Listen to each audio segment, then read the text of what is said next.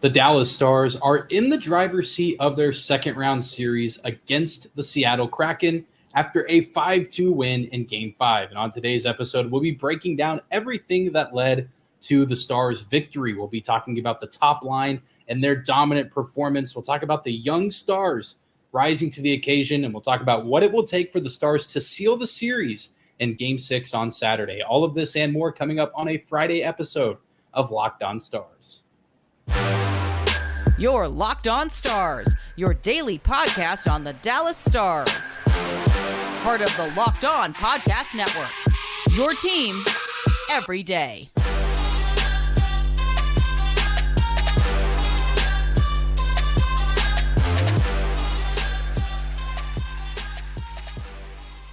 Bing bong. Stars fans, welcome back to the Locked On Stars podcast, the only daily podcast covering the Dallas Stars. Part of the Locked On Podcast Network, your team every day. I'm your host, Dane Lewis, your local expert on all things Dallas Stars hockey, coming to you on this Friday, May 12th. And whether this is your first time here or you are a recurring listener, thank you for stopping by and making Locked On Stars your first listen every single day. Remember to subscribe to the show on your favorite podcasting platform of choice or on YouTube. And if you're watching on YouTube, let me know in the comments down below how you're feeling after this Game 5 win. Do you think the Stars can finish the series in 6? Or do you think that we'll go to Game 7 and the series will return to Dallas? Be sure to let me know in the comments down below. But what a Game 5 it was at the American Airlines Center on Thursday night, headlined by the Dallas Stars top line. It's finally been reunited. Joe Pavelski, as you all know, injured in the first round against the Minnesota Wild, and then he returns for this series against Seattle and begins play with Mason Marchment and Max Domi, while Tyler Seguin continues to fill in for Pavelski on the top line. And while those groups yielded some pretty good results, as the series continued to go on, we kind of started to get the sense that we needed to put the big three back together. And a few games ago, that's exactly what Pete DeBoer and the coaching staff did. And in this game here in Game 5, it finally started to yield a little bit more fruit as the top line combined for 8 points across all three players. And all three players chipping in different ways. Joe Pavelski has now scored 7 goals in this series. He is second on the team in goals scored throughout the entire postseason, while only having played 10 minutes or so in the first round. The only player ahead of him is Roope Hintz, who is now tied with Leon Draisaitl of the Edmonton Oilers for the most points so far in the playoffs at 18 apiece. Incredible performances from Roope Hintz over the last handful of games. And Jason Robertson, who's been under a lot of scrutiny and under a lot of criticism as of late, didn't score a goal in Game 5, but he still played very well, picked up 3 assists, and was a huge piece of the Stars offense, especially when that top line was out there on the ice. Robertson was helping take care of business and helping set up his teammates for success, which is still great to see. Still waiting for him to finally get back on the score sheet with the goal, but I'll take a 3-assist night from Robo any game of the postseason, or really any night that the Dallas Stars are playing hockey. And if this top line is going to play like this, there are few teams remaining in the NHL that can keep up with this sort of offensive production. But even when the top line isn't necessarily producing, I mean, they're obviously not going to score a goal every shift or every time they're out there on the ice, but they still, just the way that they attack in the offensive zone, the way that they forecheck, the way they move, the way that they see the ice, the way they see their teammates and set up those passes or move into available passing lanes or making space out of seemingly nothing, there's just not a lot of teams that can replicate what the Stars have. And of course, each team does have some good defense here and there, or maybe a good goalie, but I mean, we've seen it all season long that this is the best line in the NHL, and there's hardly any answer for them on any given night. And I feel like it took a little bit of time for them to, one, get back together, and then even once they were first reunited, that they had to, remember some things and get back into a rhythm with one another. But we saw in Game 5 that they haven't really missed a beat. And I think that they're going to be just fine for the remainder of the postseason. And this is huge for the Stars heading into Game 6. And this is really where the Dallas Stars, having that star power on their team starts to pay off. I've said time and time again, and I know this is kind of the commonly held view about the Seattle Kraken team. They're a very good team, a very deep team, but they don't necessarily have those superstar players that can take over games. They have a bunch of really solid depth pieces, guys that you definitely want on your team, guys that skate hard, they play fast, and they're physical along the boards. And obviously that has worked for them as they found themselves in the postseason. And they, of course, beat the Colorado Avalanche in round one. But I think we're finally starting to see the Stars flex their muscles a little bit and saying, hey, we have these star players that play on this top line, and we're going to utilize these guys. And they're going to be the ones that lead us to the win offensively. And Seattle just, I mean, there's no disrespect to their team or the way that they play the game, and they have a pretty good top line in their own right, but it's just not up to par with what the Dallas Stars are putting out there with Joe Pavelski, Roope Hintz, and Jason Robertson. And now that these three are playing together again, and all three of them, especially Joe and Roope, are finally starting to find their scoring stride here at this juncture of the postseason, and Robertson's not too far behind as he's starting to produce on the score sheet as well. I mean, I just don't know what Seattle does to counter this. Maybe they find something that temporarily works in game 6, but even if they're able to win that 6th game, can they do it in back-to-back performances? And could they eventually win game 7 if the series does come back to Dallas? I just don't anticipate that happening. I don't see it happening. And of course, I mean, that assumes that the Stars are going to have some sort of repeat performance on Saturday during game 6, which I imagine this top line would be looking to do. They typically don't just have one and done performances like this. They tend to string these kind of performances together. And especially, again, just the way Hintz is playing and the way that he's been carrying himself throughout the postseason. I expect him to have a big impact playing at the center position. But Pavelski, too, just, I mean, you want to talk about a heater coming out off of really no play time at all in the first round, concussion protocol, and he comes into this series and scores 7. I mean, that is unbelievable. Unbelievable for any player, let alone a guy who is 38 years old and been in the NHL, 20-plus seasons? And seemingly, you know, a lot of people think that this is kind of the last hurrah, although he is coming back next year. Joe Pavelski is showing no signs of slowing down.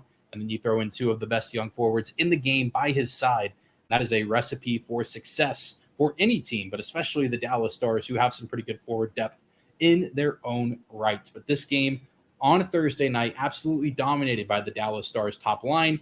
And I can't wait to see what else they can do. And hopefully they're a big piece on Saturday in game 6, and they can help close the series out in Seattle. But we're going to shift our focus from the veterans on the team and talk about some of the young stars who are rising to the occasion here in the playoffs. We'll talk about Wyatt, Johnston, and Thomas Harley and the impact they had on game 5 coming up next. Today's episode of Locked On Stars is brought to you by our friends at eBay Motors. For a championship team, it's all about making sure every player is a perfect fit. It's the same when it comes to your vehicle. Every part needs to fit just right. So the next time you need parts and accessories, head to eBay Motors. With eBay Guaranteed Fit, you can make sure every part you need fits right the first time around. Just add your ride to My Garage and look for the green check to know the part will fit, or you'll get your money back. Because just like in sports, confidence is the name of the game when you shop on eBay Motors. And with over 122 million parts to choose from, you'll be back in the game in no time. After all, it's easy to bring home a win when the right parts are guaranteed. So get the right parts and the right fit and the right prices on ebaymotors.com. Let's ride. eBay Guaranteed Fit, only available to U.S. customers. Eligible items only. Exclusions apply. I want to thank you again for making Locked On Stars your first listen every day. Thank you to all the everydayers out there making Locked On Stars part of their daily routine, especially here in the playoffs, as the Stars are 1 win away from heading back to the Western Conference Finals for the first time since they did it back in 2020, when they eventually went on to participate in the Stanley Cup Finals. The Stars looking to get back there as well, but you got to take it one series at a time, and right now you got to take it one game at a time. As, of course, the toughest game to win in any playoff series is the last one. The Stars now up 3-2 on the Seattle Kraken. And, of course, a big part of it, that top line that we talked about in the last segment. But we also got to show some appreciation and give a shout-out to the young players on the team. We dedicated a whole segment on yesterday's episode to defenseman Thomas Harley. And he, of course, made an impact in this game. But it wasn't just him. Wyatt Johnston also showing his worth to the Stars as a team, but also to the rest of the NHL, showing that his 24-goal regular season was not a fluke. The Stars' young players continue to prove that they belong in the NHL and that they belong in the NHL in the playoffs, which is even more important for this Stars team right now. Wyatt Johnston, of course, scores his third goal of the playoffs, and it was the first of the game. It was a big moment relatively early in the game to help get Dallas on the board and get the momentum going in their favor, getting the crowd into the game. Now, I can't really say back into the game because it wasn't too far removed from the beginning after the national anthem, but really helping keep that crowd engaged through the early stages of the game. Monumental goal for Wyatt Johnston. And of course, Jamie Benn, who we talked about yesterday too, chipping in on that goal, finding Wyatt Johnston with the feed, and then getting, of course, Johnston set up for that shot and for that goal.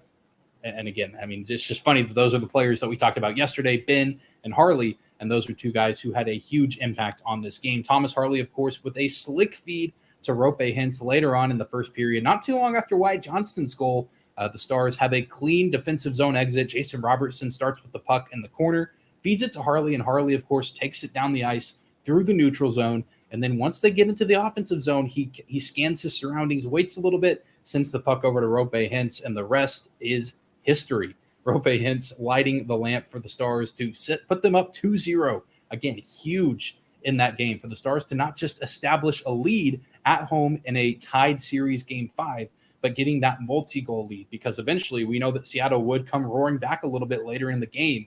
And so getting off of that hot start was huge. And it was the two youngest players on the team helping pave the way. Again, Wyatt Johnston, only 19 years old, continuing to show that the stage cannot be too big for him. And if anything, he enjoys playing when the lights are brighter and the stage is bigger, which we should really not be too surprised, given that he scored in his very first NHL game, and even playing at elite levels in junior hockey against some of the best young talent in the world, really never showing any fear, but exposing that killer instinct that he has offensively. And it's just been a sight to see. And of course, Thomas Harley continuing to show that hockey IQ, that patience, and the way that he can move the puck and get it to the guys who need it, whether that be Roope Hintz, whether that be, he and Max Domi establishing chemistry. That's the nice part about having a defenseman like that, is when they can go out there and they can establish chemistry with multiple different forwards from varying lines. That's something that Miro Heiskanen does really well. And it's nice to see Thomas Harley taking after Miro in that way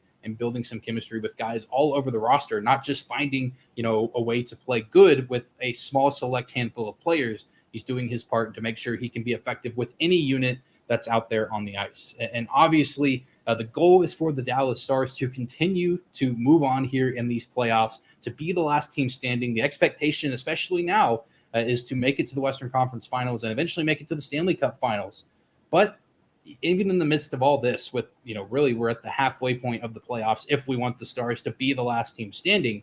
This is an exciting time because we're seeing them inch closer and closer to that final goal, but there's also plenty of hope for the future as well.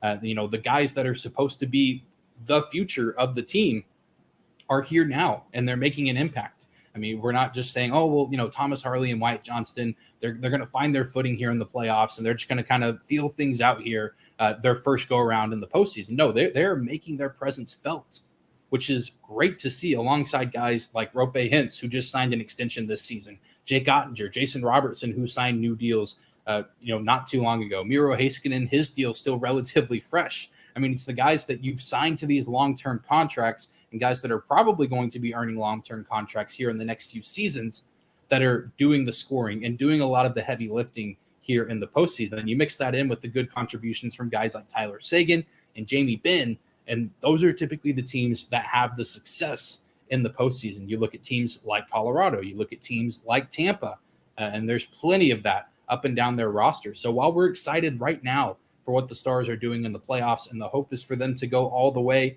and be the final team standing in June, hoisting the Stanley Cup, this isn't just a magical lightning in a bottle kind of run. This is what the Stars have been looking to do, and they've been properly preparing and building for the future. And it seems like they're finally starting to enter the beginning of what is hopefully a long championship window, with guys like Johnston and Thomas Harley joining alongside some of the more veteran players like Hintz, Robertson. But then you throw in a few others that are still on the way. We expect Logan Stankoven to slot in at some point and make an impact. Maverick Bourque, Chase Wheatcroft, guys like that, which is, again, it's just incredibly exciting when you look up and down this organization and see the young talent and see how this organization continues to draft incredibly well and bring in talented and gifted players that can perform in the regular season, but also can perform in the postseason, even if they're still under 20 years old and still a rookie in this league. Of course, if you're going to talk about this Game 5, you do have to mention Jake Oettinger, who had another very solid playoff outing, saving 29 of 31 shots, including 4 out of 5 high-danger scoring chances for the Seattle Kraken, where they're up in close, tight around the net. He makes some incredible saves, as he typically does here in the playoffs. And he does let a couple go in, but overall, I think this was one of his better performances of this series, especially down the stretch. Seattle gets back into the game with those 2 goals, but then he never lets the game get tied, and he never lets the Kraken fully take control of the game that at times felt like it could have gotten away from the Stars. The Stars did get off to that quick, hot start, scoring 2 goals, but then there was kind of some stretches there where if the Stars really started to collapse and didn't play their cards right, the Kraken could have found themselves in the driver's seat of the game, which would have just been worst case scenario for Dallas as they were looking to take advantage of being back on home ice for Game 5. But Jake Oettinger was a huge reason for the Stars' success here in this game, and now they're up 3-2. They need him to be at his best, though, on Saturday in order to end this series in Game 6. We talked about it last series that we needed Jake Oettinger to come in and steal a game. You typically need that from your goalie in the playoffs at least once a series, it feels like at times. And Jake, of course, has been a little bit all over the place, allowing 4 goals in 1 period in Game 1. Of course, he gets pulled from the game in Game 3 in Seattle, but he's also had some really good performances. Again, I think maybe Game 5, one of his best, maybe even Game 2 back at home was a pretty solid outing as well. But it still feels like we're waiting for that vintage, which feels weird to say because Jake Oettinger only has, 15, 16 playoff performances so far. We're still waiting for that classic Jake Oettinger playoff game here in this series where it's 1 goal or maybe even a shutout, just absolutely an answer for everything that the opposing team throws his way. And I feel like Jake Oettinger is going to be in that state of mind on Saturday for Game 6, knowing that the Stars have an opportunity to steal this series and finish it off without the need to head back home for Game 7. And we saw him do it against the Minnesota Wild in Round 1, and I'm fully confident that he can do it again here in Round 2 against the Seattle Kraken. His confidence has slowly been on the rise after Game 3, and I feel like it's starting to hopefully reach the peak that he needs it to be at here in this round, where on the other side of the ice, we're starting to see Philip Grubauer look a little bit shaky. He's had an incredible, terrific playoff performance so far, getting the Kraken past Colorado in Round 1, shutting down Mikko Rantanen, Nathan MacKinnon. Not an easy feat, no small task to do. And he's had some really nice moments here against the Dallas Stars. But we see him get pulled in Game 4 and in a Stars dominant win. But and then here in Game 5, you wonder, how is he going to respond? How is he going to bounce back after a shaky outing? And it hasn't necessarily been the most incredible look for Philip Grubauer so far. I'm not saying that the series is over necessarily or that he's going to completely fall apart, but I had mentioned it earlier on. This is where the goalie matchup becomes even more interesting. Who is going to show more mental toughness and who is going to pick themselves back up after a bad performance? And Jake Oettinger has only gotten better ever since that Game 3 loss. Philip Grubauer is looking pretty shaky after getting pulled and did not look his best in Game 5. Some saves that he probably could have made, and you also do have to give credit to the Stars' offense at times. 2 things can be true at once. It can go both ways. But that's something I'm going to be keeping my eye on in Game 6 is the goalie situation for Seattle, whereas Jake Oettinger, even though he's going to be in opposing territory, I don't actually think that bothers him at all. I think, if anything, Jake Oettinger likes playing as the visiting goalie a little bit more, to be the villain in front of that home crowd. And so I'm excited to see what he can do in Game 6. It would be absolutely huge for the Stars to end this series now and get that much-needed extra rest. It's not a ton of rest, but it would be substantial, and they get to sit back and watch what I anticipate will be a full 7-game series between the Oilers and the Golden Knights, a series that's gone back and forth, both of those teams exchanging heavy blows to one another. And if the Stars are able to advance past Seattle, it's going to be difficult regardless of who they draw for the Western Conference Finals. Both of those teams very dangerous and can beat you in a lot of ways, but the Stars would be the beneficiary, of course, of some rest if they can take care of business in Game 6 on Saturday night. And I think they certainly have the recipe to do it. You mix in a locked-in Jake Ottinger, whose confidence is on the rise, with a top line that's unstoppable and a couple defensemen that are playing some of their best hockey. Not many teams can match that. And I know Seattle's going to be giving it everything that they absolutely have. It's an elimination game, win or go home. But it's the same situation for the Minnesota Wild. And we saw the Stars control that game pretty much the entirety of the time in round one. I don't expect it to be easy, and I don't expect it to go the exact same way as it did against the Wild. But I'm fully confident in this team's ability and the way they're playing right now to go into Climate Pledge Arena on Saturday night and come home with the win and punch their ticket to the Western Conference Finals. But that's going to do it for today's episode of Locked On Stars. Thank you again for tuning in and making us your first listen every single day. Remember to hit that subscribe button if you're watching on YouTube. Follow us on your favorite podcasting platform of choice. You can also find us on social media at Locked On Stars on Instagram and Twitter. At Dane_Lewis is my personal Twitter account. And we'll be back with some sort of content recording after the game on Saturday. Might not be a full episode, but of course we'll put something out, likely win or lose, just to address what goes down. Hopefully we're talking about the Stars advancing to round 3 of the Stanley Cup playoffs. But it should be a fun game, a little bit of an earlier start time, so our sleep schedules will hopefully benefit from that with a 6 p.m. Central Time puck drop on Saturday night. But I hope you guys enjoy the game, enjoy your weekend, and we'll see you back here on Saturday night.